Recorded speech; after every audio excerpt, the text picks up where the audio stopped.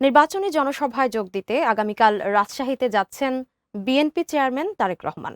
তার আগমন ঘিরে নেতাকর্মীদের মাঝে বইছে আনন্দের জোয়ার। জনসভা সফল করতে নেওয়া হয়েছে সব ধরনের প্রস্তুতি। জনসভা স্থলে আছেন সহকর্মী রায়হান আলী। আমরা চলে যাচ্ছি তার কাছে। রায়হান, জনসভার প্রস্তুতি কোন পর্যায়ে আছে এবং তারেক রহমানের আগমন ঘিরে বিএনপি নেতাকর্মী এবং সাধারণ মানুষের প্রতিক্রিয়া অনুভূতি কেমন দেখতে পাচ্ছেন আপনি?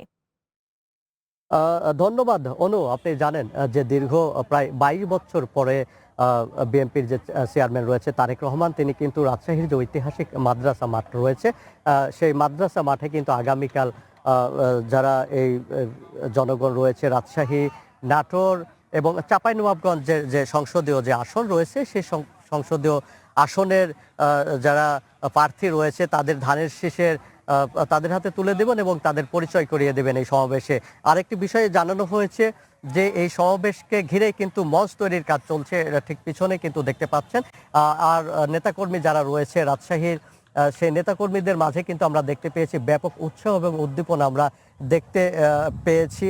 অর্থাৎ যেদিন ঘোষণা করা হয় যে তারেক রহমান আসবে, সেদিন থেকে কিন্তু নেতাকর্মীদের মধ্যে অন্যরকম এক আনন্দ বিরাজ করতে আমরা দেখেছি। আরেকটি বিষয় আপনাকে জানাতে চাই, সেটি হচ্ছে যে আগামীকাল কিন্তু ঠিক ১২:১২টার দিকে রাজশাহী বিমানবন্দরে তারেক রহমান পৌঁছাবেন এবং এরপরেই সরাসরি কিন্তু ঠিক ১২:৩০ নাগাদ কিন্তু এই সমাবেশ স্থলে এসে যোগ দিবেন। যোগ দেওয়ার পরে এখান থেকে সমাবেশ শেষ করে কিন্তু তিনি রওনা হবেন নওগাঁর উদ্দেশ্যে। নওগাঁ বাইপাস এলাকায় আরও একটি সমাবেশ যেখানে রয়েছে, সেই সমাবেশে তিনি কিন্তু বক্তব্য রাখবেন। বক্তব্য রাখার পরেই এরপরেই কিন্তু উদ্দেশ্যে রওনা হবেন বগুড়াতেও সেখানে একটি সমাবেশে তিনি প্রধান অতিথির বক্তব্য রাখবেন এবং বক্তব্য দেওয়ার পরেই সেখানে কিন্তু আসলে রাত্রি যাপন করবেন বলে এমনটি আসলে জানানো হয়েছে। আর আরেকটি বিষয়